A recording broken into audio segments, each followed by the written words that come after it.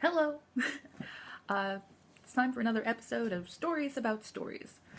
This week we're going to talk about, well, something we mentioned maybe not last time for you, during the episode of Bluebeard. I don't want to say last time because, linear time is so hard for so many of us, so I don't want to make implications about stuff. But during Bluebeard we talked about Shakespeare's play, Twelfth Night, and sort of the interplay of that. And I was kind of going back and forth. Do I want to talk about Twelfth Night or do I want to go for Hamlet? But, we're not in that place yet. I think that, you and I, we're not that kind of close. But we're going to get there. I feel it. But for now we're going to talk about Twelfth Night. It's a comedy. Shakespeare's comedies are quite good. Shakespeare in general, though, has let's say a lot of dick jokes. A lot of dick jokes. A lot of verbal humor, a lot of physical humor. And so I am going to give you a heads up, a warning. I am going to be very explicit about one of the jokes in this play. Because I feel you ought to know. I feel it's an important part of anybody's education. So, if that's a problem for you, first of all, I'm sorry for saying dick already and doing it again. But go back and watch Bluebeard. That was fun. I've also already sworn in, I think, maybe all of these. So, sorry about that. Anyway, Twelfth Night. Let's get this party started. As these things do, Twelfth Night starts with a ship. There's a ship, and on this ship are a pair of twins. Shakespeare likes his twins in comedies, because that's hilarious. You have a girl and a boy. Girl. Oh, her name's Viola. Okay.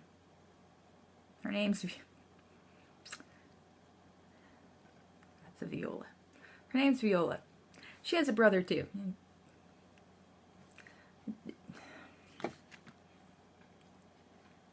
We're going to continue the fruit theme here. She has a brother too. Despite the fact that my puppets look nothing alike, they are actually incredibly similar looking. Eerily similar looking. This is going to become important later on, so keep that in mind. Whatever.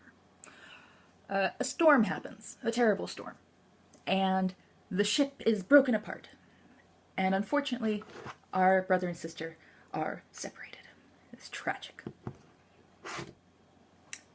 We follow Viola.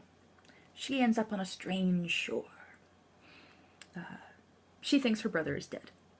We know it's a comedy, so probably he's not, but we don't really get to see him for a while. But she thinks her brother is dead. And like so many heroines do, she says to herself, I think that clearly the best option is for me to dress up like a dude and then go to the court of the nearest nobleman and serve him. Because, it doesn't make any sense for me to, go into a house by the seashore and keep myself locked away where it's, safe and nobody will see me. No, I should really go to the most notable location possible where I will be surrounded by lots of people, lots of men who will be watching me and perhaps noticing any error I make at any time. And, yeah, that's safe. That is clearly not going to be stressful at all. Good choice.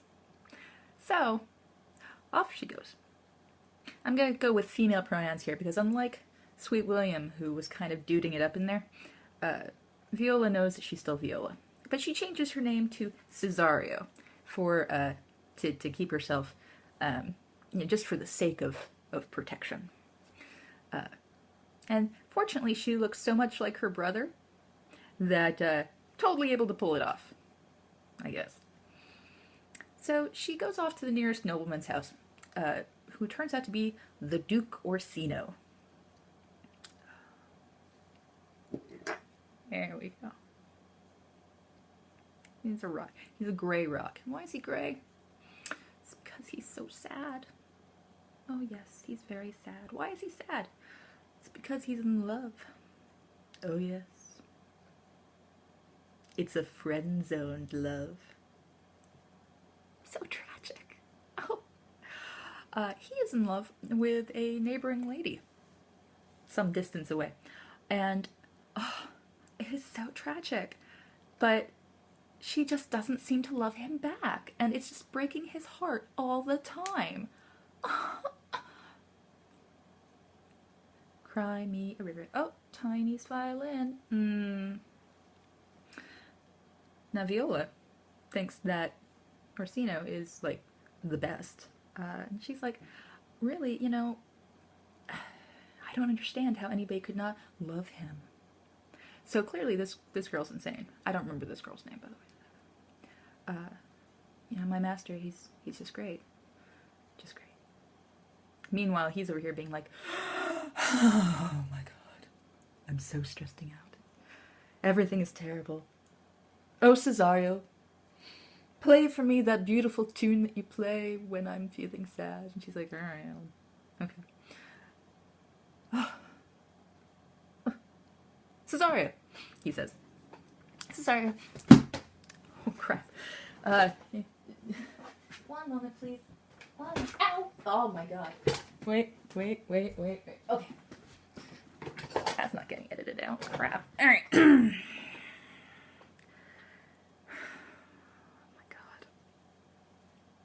Where were we? Storytelling is an adventure for everybody. And a concussion. Okay. Less vigorous with your puppetry.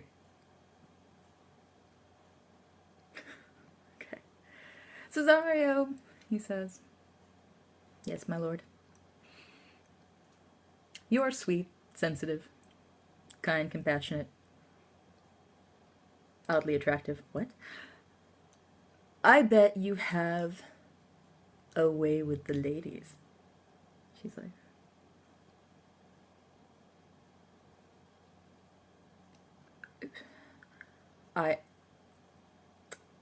I have had many discussions with women.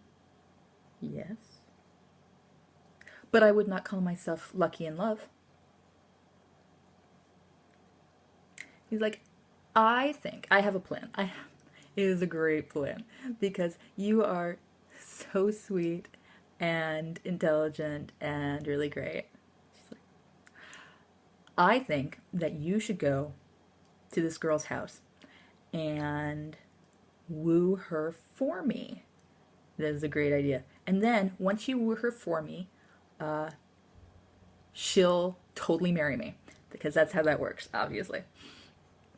Great plan, great plan. And she's like, I don't think that's how that works. I think that maybe really? Like, you say yes now. Yes, my lord. Okay, all right. Okay. All right. So, off Cesario goes to her house. We get this because she is in mourning. She's in mourning. I don't actually keep my desk populated with this stuff. I just happen to have, like, this is just the junk I actually have around, which is sad. Anyway, she is in mourning for her dead dad or something. I don't know. So, you know, there's maybe more than one reason that she's not susceptible to, you know, or open to certain, you know, dickwads things here. And so she's hanging out, and she hears that somebody from Duke Orsino's house has come to visit her. And she's like, oh my god. why? Tell him to go away. And her, ladies are saying, like, we told him to, but he's kind of sticking around. She's like, ugh, fine, let him in, and then I'll kick him out. And in comes Cesario. Cesario's like, I brought a message. I brought a message from my master. Let me start reading it to you. You are so beautiful and so lovely, and I love you so much. She's like, oh my god, let me guess the rest of this. You are so pretty. You have 2 eyes, and you have 2 lips, and 2 arms. Is that basically what's going on here? And she's like, let me look at it. Yeah, that's basically it. She's like, wow, I've heard all of that, and he doesn't even know me, and tell him to fuck off. And Cesario's like, maybe I'm not, look, forget the note. Maybe I'm not telling you the depth of his love. Thinking Cesario's like, I'm not really, there wasn't really a lot of depth when he was talking to me, but we're gonna go with it. My charge here is to woo. I'm gonna woo. I'm not really interested in girls, but I can do some wooing. I got that. Can't do much else, but I can woo. Yeah. She's like, look, you don't understand, my master. The depth of his love is such that, and then, she goes into like this powerful speech about love and, the depths of love. And she's like, and I know, I can see you. I see how, intelligent and deep you are. And, look, you're still in mourning for your father. I mean, clearly that means that, you have deep emotional depth. Believe me when I say that my master notices all that too. And she's like, oh my god. He understands my soul. I like him. And she's like, but, if you don't want to hear it, I can't convince you. So I'm gonna go. Bye. And she's like, this cannot be the end of this. I need him to come back desperately, somehow. So she engineers a way for him to have to come back the next day. But only him, not her boss, not his boss. Cesario's boss. Not him. Orsino. Oh my god, so many puppets. And this girl does this with the help of, engineers this plan with the help of her butler guy. Named, I actually know everybody's name. Well, not everybody. I know a lot of people's names in this one, which is unusual for me. And normally I know maybe one person's name. She does this with the help of Malvolio. He gets represented by a cracker, which is part of my dinner. The cracker is it's a very good representation of Malvolio. He is kind of a stick in the mud. And this is a wheat cracker, so that tells you a lot about him, frankly.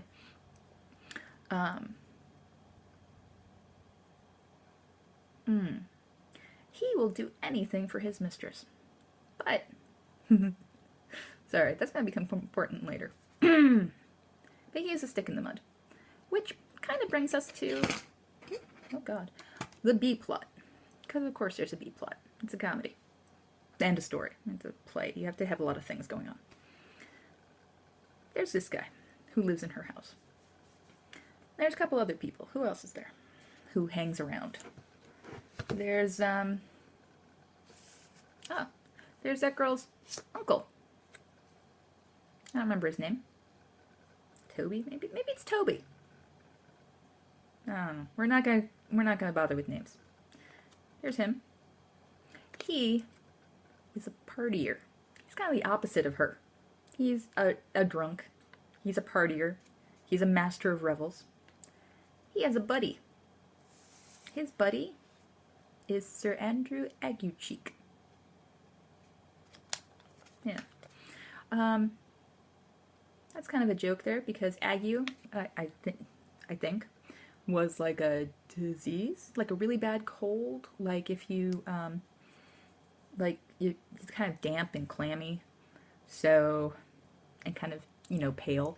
So if he's saying his name is Sir Andrew Aguecheek, that means you have to kind of imagine him kind of, his face is kind of pale and gross and clammy. So he's a comedic character of grossness. There's a maid, her lady's maid, who, yeah, I'm running out of fingers here, so she doesn't get a puppet. And, alright, wait, he has to get a puppet, because he's important, in a way. And the fool. He gets a coin, because it's shiny.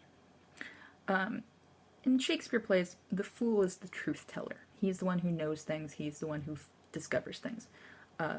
Side note, that may be why the fool in Hamlet is dead, because if he wasn't dead, frankly, maybe everybody else in Hamlet would have lived. Putting that out there. This puppet's not going to show up a lot because, the fool is... he does stuff, but it's more of important in a grand way than a plot way. So, anyway, he is very like, about them and their partying ways. And they, we are going to have the maid. Oh my gosh. Right. Wow, okay, she gets a very big part. She gets the bamboo instructions. There we go.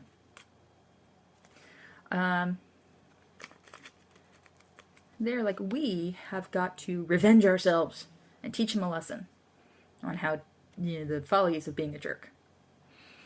And they say, okay. She says, I've got a great idea. I have handwriting very like my mistress's. That girl. How about I write a letter that looks like it's from her to a mysterious someone that, giving my protestations of love. We drop it in a place that we know he walks. He'll read it, and because he's such a, self-involved prick, he will assume it's about him. And there will be a secret message in there saying, like, if you like me too, you will wear your garters cross-gartered, and they will be yellow. Now, cross-gartered, that doesn't mean a lot to us. Garters were used to hold up stockings because they didn't have elastic back then. What? Not modern conveniences? Crazy. They didn't have iPods? I know. But cross-gartering was out of fashion and really, I don't know, it's like if somebody was coming up to you and being like, having a really sweet-ass mullet, but not ironically. Is there even, is there an attractive ironic mullet? I don't think there is. So, like, a sweet-ass mullet and a rat tail and, like, hammer pants? Are those back?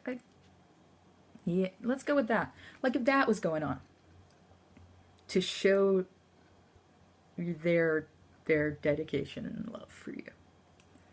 That's what they're saying is going on. That's what she's saying should be his signal for showing her that he got the message.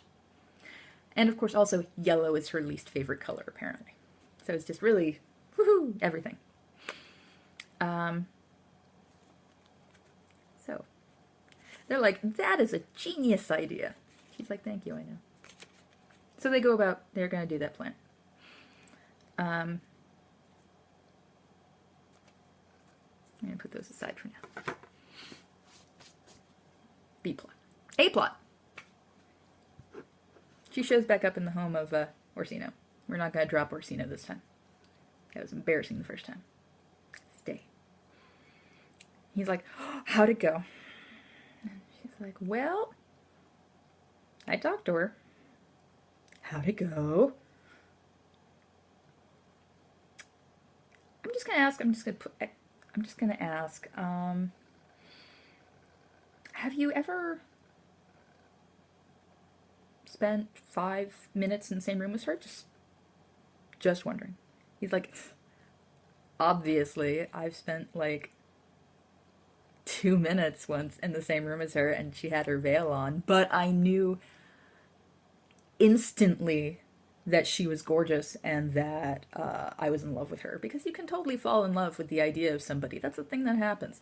Love is instant and irrevocable, and that's totally how that happens. She's like,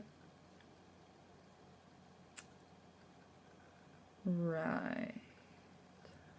Okay. Alright. Okay. He's like, okay, clearly we need to come up with a better plan than this. We should talk about this.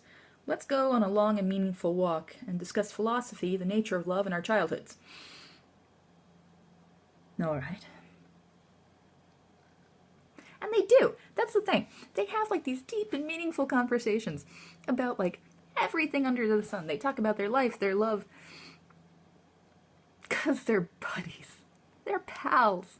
This happens so often in the stories I tell. They are such good friends. So close.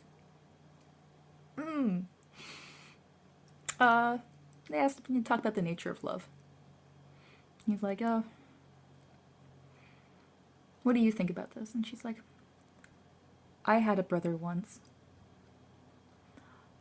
And he loved a girl, much like you love a girl. And she didn't love him back. And then he died because of it. Whoa, harsh. She's like, yeah.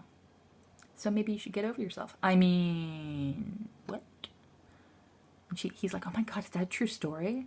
And she's like, I am all the brothers of my father's house. And all the sisters too. All the sisters too. I'm just saying, all the sisters too. All the sisters too.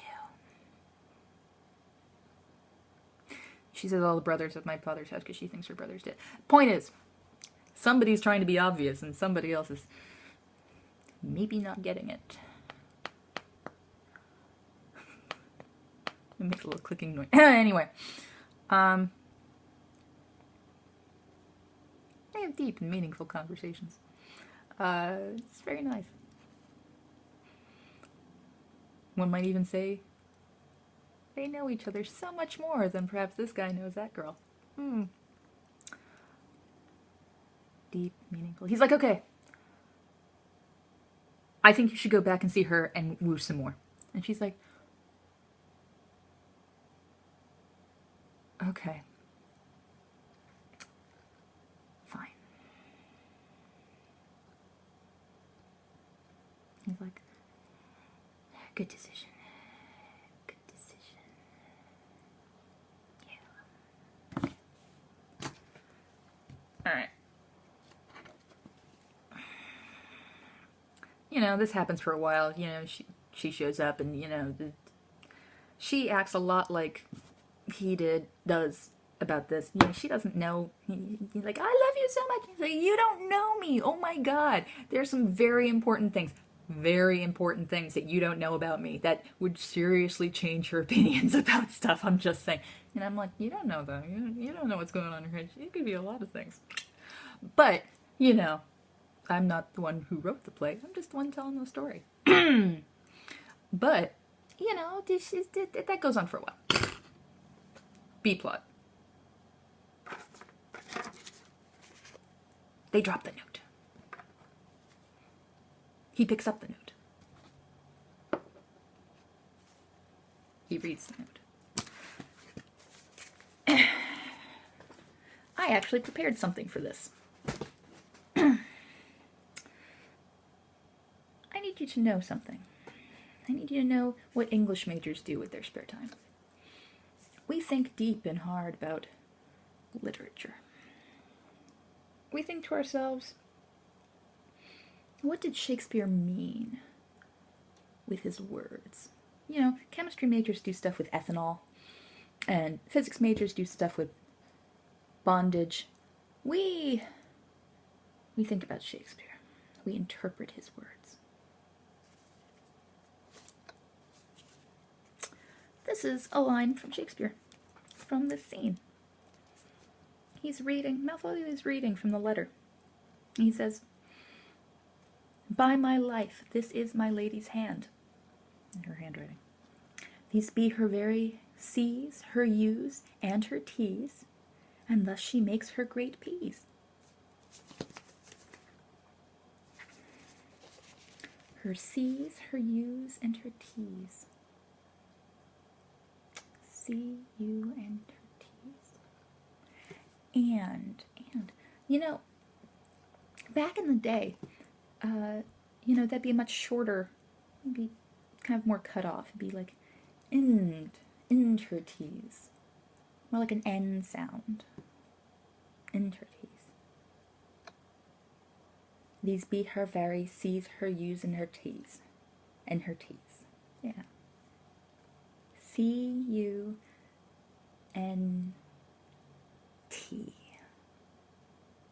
Yeah. Thus proving that there was at least one word that Elizabethan audiences could reliably spell. And in case you weren't sure about that, by the way, there is, of course, the follow-up line, and thus she makes her great P's. And that's what an English major education will bring you. Thanks, Shakespeare. You're a classic. All right. So Malvolio picks up the note. He says, "Oh my God, she totally loves me. I will totally show up and be cross-guarded with yellow." And so that happens. There she is. And let's get him prepared for this, for his masterful role. Yeah, okay. We can do this. Sure. Okay. There he is. She is. There she is. And here he is. He's like, "I got your note." She's like, "What note?" He's like, "I know what you meant, and I feel the same way." She's like, "What are you talking about?" He's like, "In fact, I come to you cross-guarded yellow." And she's like,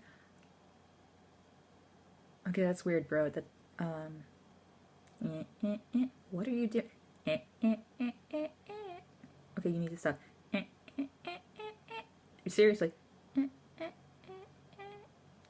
Oh my God. You, guards, Malvolio's clearly gone mad, and you know what we do with mad people? We stick them in the shed. In the shed, off we go. So Malvolio ends up in a shed or something. I don't know. That's what you do with the crazy people back in the day. You stick them in sheds. Actually, I think he did do stuff like that, which is why it's not that good. All right. A-plot again. She has been unsuccessful again in wooing, because, strangely, it's kind of a problem for wooing for Orsino if, the girl is busy being in love with you. He perhaps notices that. Might be a little upset by it. Why?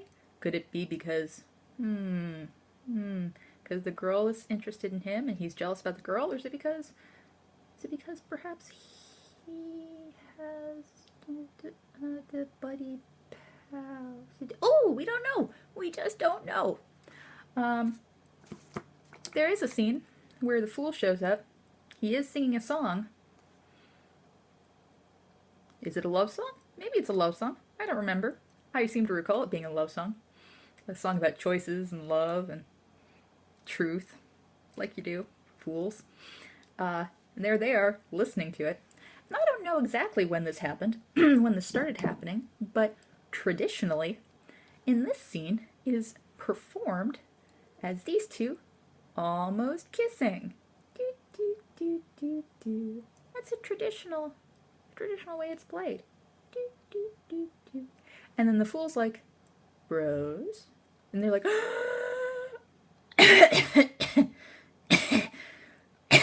"Sorry for almost sneezing in your face." Yes, and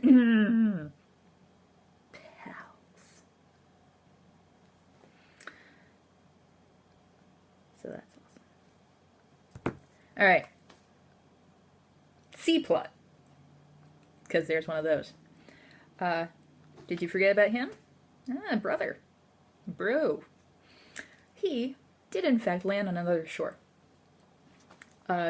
some distance away. But he's like, you know what? I'm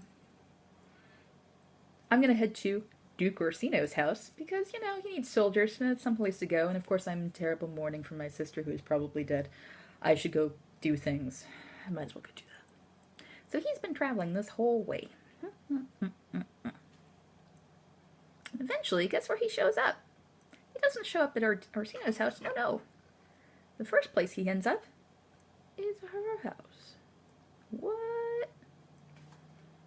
Oh, there are shenanigans afoot. Because remember, they look so similar. So similar. One might even say eerily similar.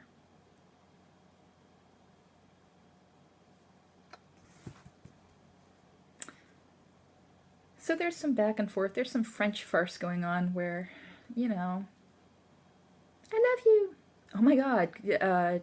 No. He comes around a corner. I love you. Really? I don't know you, but you're cute. But you don't know me? He's like, can I kiss you? All right, bro. I do. I just saw you 2 minutes ago. Let's kiss again. She's like, Jesus Christ, no. And she's like, you are so... I love how back and forth you are. Let's go.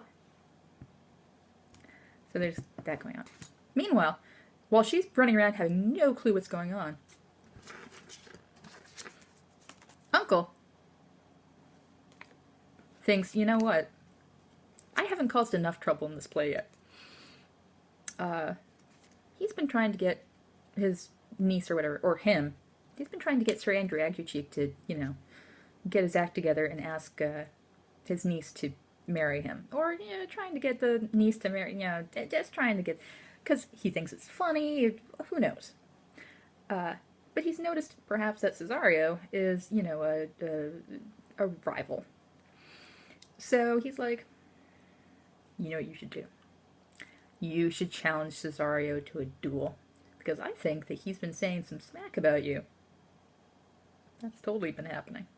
He's like, I don't know if I should do that. I think he's a soldier. And he's like, no, I think you gotta. Because that's the only way that you're going to win any respect from my niece. And he's like, really? He's like, oh yeah. So it's like, he shows up and he's like, oh, I must challenge you to a duel for the love of the girl. He's like, no, that's okay. I, really not interested. So I'm just gonna go, how dare you? Slap. She's like, what? Who does that? Nobody does that in the real world. Why? And the uncle shows up like, dude, you have to now. Like, that's just what you have to do. You have to fight him now. She's like, I really don't. It's not a thing. He's like, if you don't, it will bring shame upon your master's house. And she's like,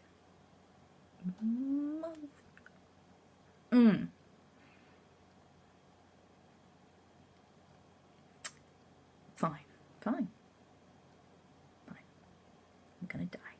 I'm gonna die. Meanwhile, he's like, I'm gonna die. They're both like, I'm gonna die. And meanwhile, he's like, this is gonna be hilarious. They both think they're gonna die. Go team me. So. And then there's poor Malvolio, who's, you know, still stuck in the shed somewhere. And, you know, the fool shows up and is like, you know, pretends to be like a vicar or something like that, taking his confession. It's like, weren't you always horrible? And he's like, oh my God, I wasn't horrible. He's like, yeah, you totally fucking were. He's like, oh God, I'm so sorry. He's like, I could help you, but wait, didn't you call me a dick? And he's like, wait, is that the fool? He's like, yeah, I totally am. Yeah, so Malvolio basically doesn't have a really good time. Oh, funny. It's funny, Shakespeare. That's hilarious. He shows up, and the fool's like, yeah, so how you doing, Cesario? He's like, my name's not Cesario. He's like, sure, and my name's not the fool. We're all telling jokes today, aren't we? He's like, no, seriously, my name's not Cesario. Have you seen the girl, by the way? I totally love her. He's like, okay, what you really mean is, where's Orsino? 'Cause you're friends. 'Cause I totally didn't see that happening. And Orsino's, coming up the driveway. So, that's gonna be funny. But yeah, so I don't know why you're asking about the girl. He's like, because she's amazing. She just shows up and randomly kisses me. That's the bestest. I mean, come on. And he's like, what? I don't. What? Meanwhile, she comes running over. She's like, since you're totally into me now, I found the real vicar. He's like hiding his fake beard behind his back. I found the real vicar, and he says he'll marry us right now. He's like, I still don't know who you are or your real name, but that sounds amazing. Let's go. I have to say, one of these twins got the smarts of the family, and it wasn't him. Let's go. So off they go to get married, off stage. There's Orsino. Pop, pop, pop, pop, pop. Orsino says, what are you even doing? Wait, no, Orsino doesn't show up. He's still wait, I forgot. Orsino, he's coming, but he's not there yet. Because guess what? They're dueling. Fight, fight, fight, fight, fight. And it is like, it's like a slap fight. It's hilarious. Then Orsino shows up. And Orsino's like, how dare you fight my friend? Fight me. And he like takes out his, his sword, and he's like, ah! And he's like, holy shit. And Toby's like, wait, he might actually die. Fuck. Gets out his sword, and then they start fighting. And it's like craziness. Meanwhile, during the middle of this fight, she comes running down the hill. Yeah. Oh yeah, because she shows up and she's like, "Oh my God, don't fight over me, and we'll fight together, and there's like a big fight." Ah. She comes running down the hill and says, "Oh my God, my husband, don't hurt him." And the whole fight stops because Orsino's like, "Husband? Yes, my husband."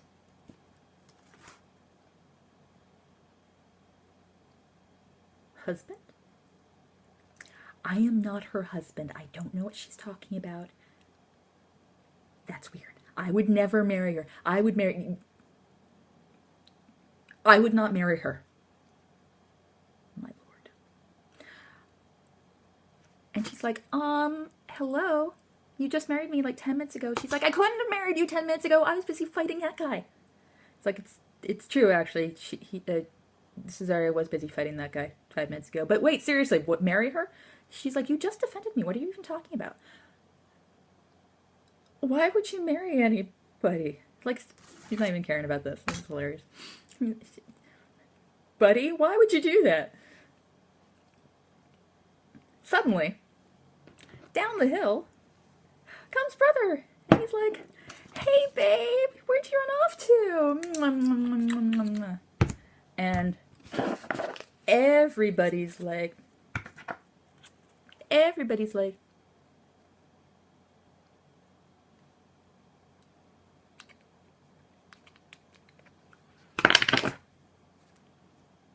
and they're like, whoa.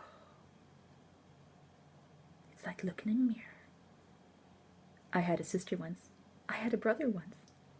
She died in the shipwreck. He died in the shipwreck. Or did they? Brother and sister. And, the truth comes out, and, Shakespeare likes to tie things up, so we find out that Toby ends up marrying the maid, and they leave town, to reward her for, I don't know, the tricks that she's played, and also because probably she's been kicked out of the house for doing things. Eventually, Malvolio gets left out, taken out of the shed because the trick is revealed. And then maybe he's more humble or something. I don't know. The fool just chills out because he's a fool. These two are very happy. She goes back to being a girl.